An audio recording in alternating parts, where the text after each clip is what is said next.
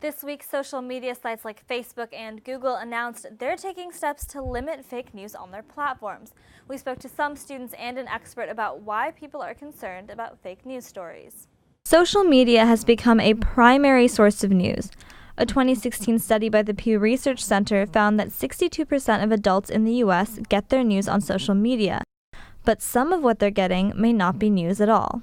When people receive their news through social networks, a lot of what they're looking for is opinion, not necessarily news. This means that people might be more willing to believe fake news stories that show up in their social media feeds, like this story about Hillary Clinton that turned out to be false. Critics suggested that fake news and hoaxes on Facebook might have influenced the results of the 2016 election. Facebook CEO Mark Zuckerberg said in a Facebook post that it is, quote, extremely unlikely hoaxes changed the outcome of this election.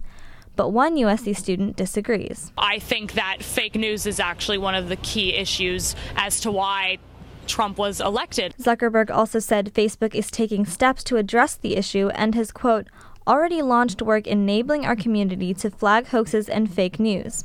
Another USC student supports these efforts. The more you can do to just keep bias out of people's news is the better. The circulation of false information also brings up the question, what is traditional media's role in this new landscape? One expert says it's important that journalists continue to tell different sides of a story.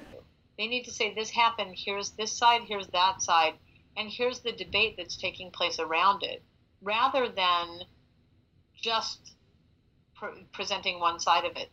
Help people decide which part is fact and which part is opinion.